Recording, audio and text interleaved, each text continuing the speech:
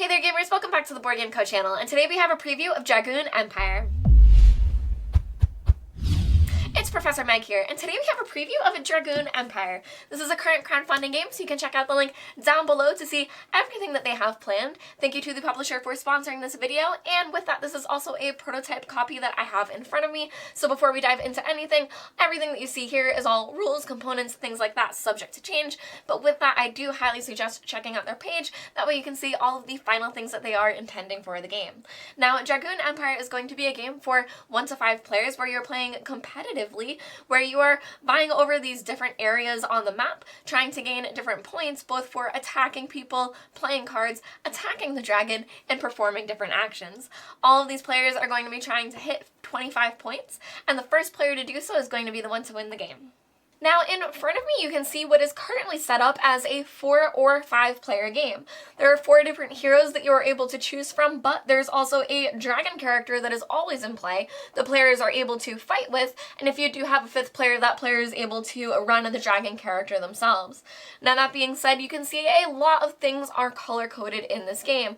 We have orange, blue, red, and green, and your color is going to determine both the area where your castle is and your home area where you will start spawning different workers, but that will also be where you start the game.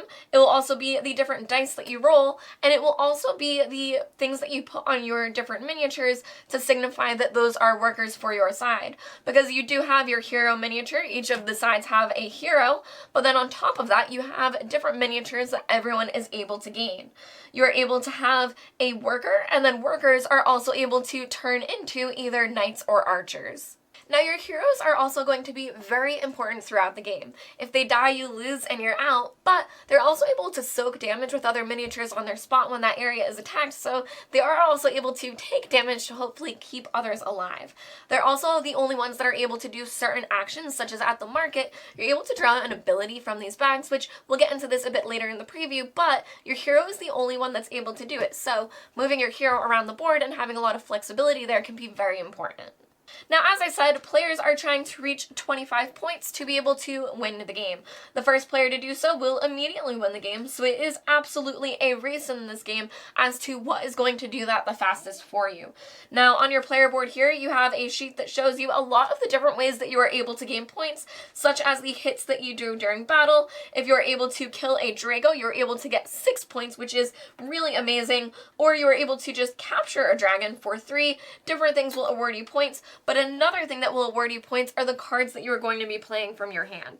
So you're going to have cards from this resource deck, and that's going to gain you points depending if they have a number up here in the top. So you can see that this card here gives you a gold, but it also gives you an additional point, whereas this card here, which gives a food, does not. But these cards here are going to be how you upgrade your workers to the different types of units. At the start of every turn, a worker will be summoned to your castle for you additionally, so you'll have an extra one, and then after that you will hopefully use these cards to upgrade them to both knights and archers. Now, they'll require different things for you, such as paying 1 gold, 1 wood, 1 food, and 1 worker, which would be transforming that worker, or pay 1 gold token and 1 worker. But you can see that this one gives you additional points, and the archers are able to attack from a space away, so they are a bit stronger in that respect. Now, while these cards are pretty great and a way for you to get victory points, it may seem like you could get a lot in one turn. However, you start with 5, but then after that you only gain 1 of these cards per turn unless a different thing allows you to do something else. So after that, you aren't grabbing that many cards, that you are then getting resources throughout the board, and hopefully you're managing your different units that you aren't running out of them too quickly. Speaking of gaining resources, your workers are the ones that will gain the resources for you. You can see that there are workers here in these different spots, and they're the ones that are going to gain 1 of each resource on that spot. So this one would gain a food, this one would gain a food, this one would gain gold, and this one would gain food. Oh, sorry, these ones are wood. That was me saying that too quickly. These are wood, gold, food, but that is what those workers would gain for those different spots. Now that we've talked a lot about the different pieces of the game, before I explain combat, I'm just going to explain the general pace of play of what a turn is going to look like.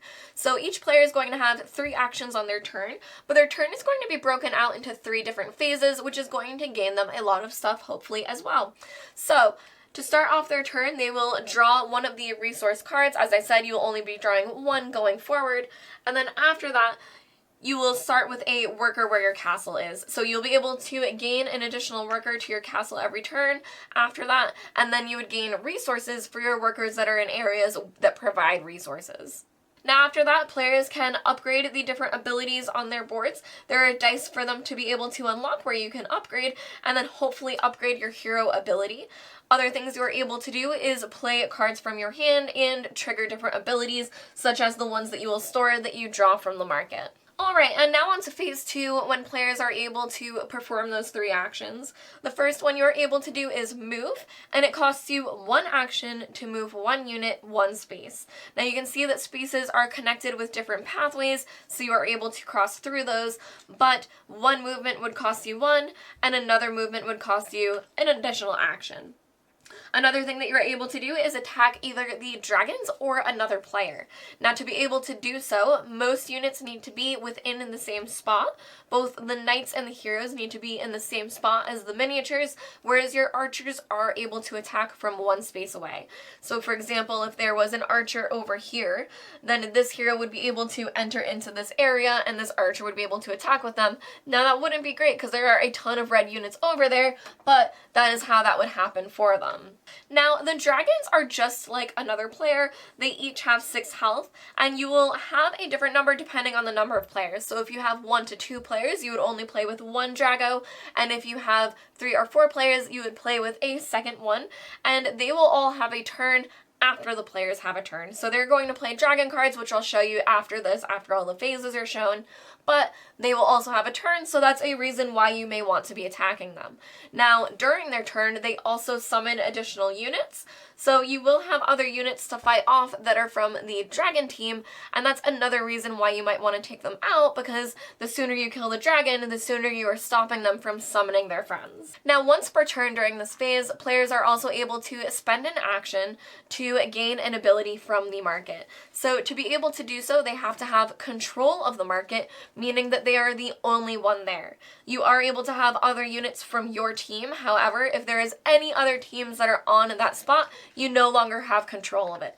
But if you do, you are able to spend an action to draw from this bag, and then you'll have different abilities. Now, these abilities you are able to keep secret until you choose to trigger them, and an example of an ability would be +2 points. Now, that one's pretty easy. You could wait to use that, trigger an extra 2 points when you're close to 25, but to look at a different ability, this one is 1 extra movement during your turn.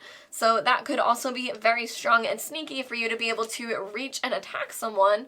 Let's see, just to pull out more abilities, here is capture a dragon on your location. So that's the way that you are able to capture a dragon, and that would gain you 3 points in doing so. So that's also a great ability to use, and you can wait and hold on to it until there is a dragon on your location to be able to do so. Now, another thing that players are able to do is draw these objective cards. Objective cards are going to be a way for players to gain points as well. And to give you an example of some objective cards, we have here Insatiable. If you control 2 crops, get 5 points. So if you have 2 of these crop areas, and again, controlling them means that you are the only color that is on that spot, you would be able to gain 5 points. Another one is attack the dragon castle with your hero, get 3 points. If you hit the dragon, gain 5 points instead. So that would reward you for being able to be successful when attacking against the dragon. And this one is attack 1 castle and get 3 points. So that's a way for you to just get points, but also when you attack castles, if you are successful, you are able to gain resources, so that may be a reason for you to want to do that as well.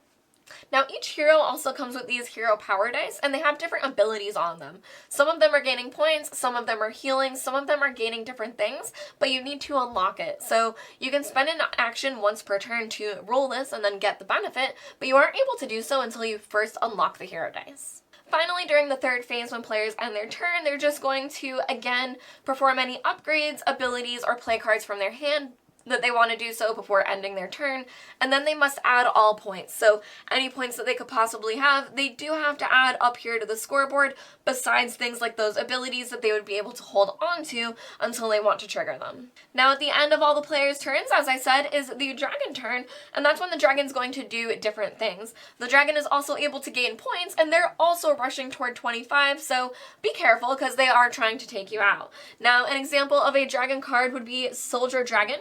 Summon a soldier per player. If no more available, then every soldier gets +1/+1. Now this can show just how dangerous the dragons can be because they are summoned per player. That's how many you will draw out, not just one, but one per player. That way everyone is fighting against them. Now another example would be Drago attacks every castle clockwise. So they would go around attacking the different castles, which could be very, very detrimental, especially for your poor workers that could be there that you haven't moved out yet. Ooh, that could be very, very devastating indeed. Alright, so now to talk about combat.